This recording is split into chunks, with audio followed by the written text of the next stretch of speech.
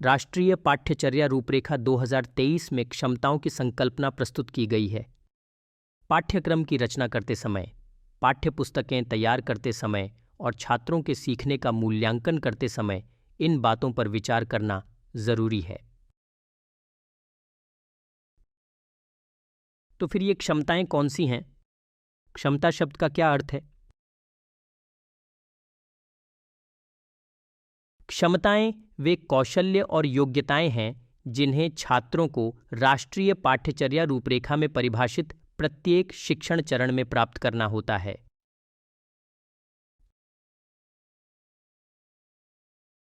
जैसा कि आप जानते होंगे, राष्ट्रीय पाठ्यचर्या रूपरेखा में 4 शिक्षण चरण निर्धारित किए गए हैं।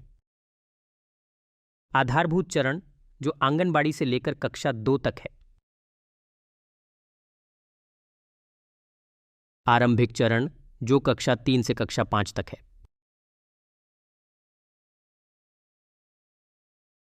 मध्य चरण, जिसमें कक्षा 6, 7 और 8 शामिल हैं।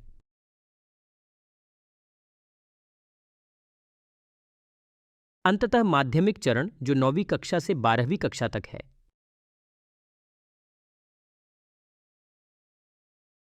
इनमें से प्रत्येक चरण में छात्रों को कुछ निश्चित क्षमताएं विकसित करनी होती हैं।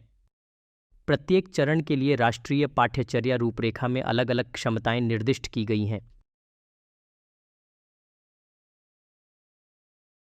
अब आपके मन में एक बुनियादी प्रश्न उठ सकता है, क्या क्षमताएं और पाठ्यक्रम में उल्लिखित सीखने के परिणाम एक ही हैं? इसका उत्तर हाँ और नहीं, दोनों है।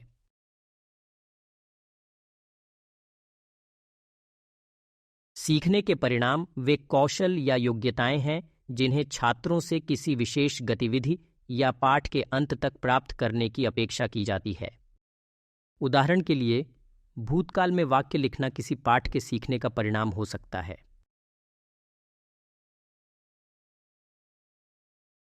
सीखने के परिणाम पढ़ाई के उच्च लक्ष्यों की राह पर छात्रों की प्रगति का आकलन कराने वाले मूल्यांकन उपकरण हैं। दूसरी ओर क्षमताएं सीखने की उपलब्धियां हैं जिन्हें हासिल करने में अधिक समय की आवश्यकता होती है। कई सीखने के परिणामों को एक के बाद एक लगातार हासिल करने से क्षमताओं को प्राप्त किया जाता है। एक उदाहरण पर गौर करके देखते हैं। राष्ट्रीय पाठ्यचर्या रूपरेखा के अनुसार आधारभूत चरण के लिए भाषा क्षमताओं में से एक है। छात्र धारा प्रवाह बातचीत और अर्थपूर्ण संभाषण करता है।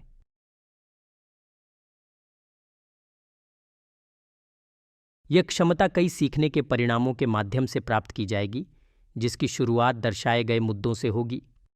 छात्र उससे की गई बात ध्यानपूर्वक सुनता है और आसपास के परिचित लोगों से संक्षिप्त संभाषण करता है।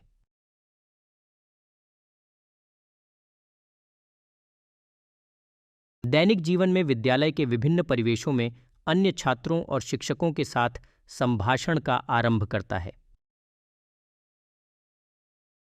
वो घटनाओं, कहानियों या उनकी आवश्यकताओं के आधार पर संभाषण में शामिल होता है और प्रश्न पूछता है।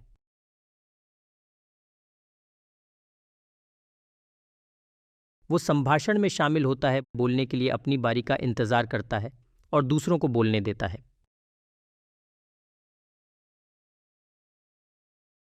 सभी सीखने के परिणाम और क्षमताएं राष्ट्रीय पाठ्यचर्या रूपरेखा में परिभाषित शिक्षा के उद्देश्यों से उत्पन्न होती हैं।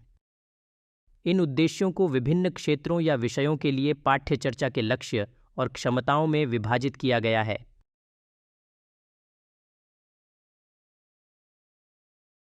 आधारभूत चरण के लिए विकास के 5 क्षेत्र निर्धारित किए गए हैं।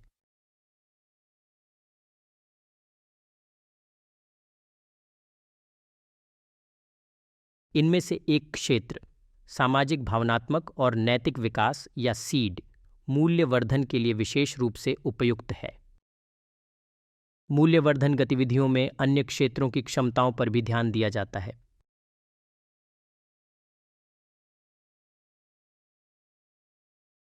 विद्यालयी शिक्षा के उच्च स्तरों के लिए राष्ट्रीय पाठ्यचर्या रूपरेखा विषयों के संदर्भ में क्षेत्रों को परिभाषित करता है।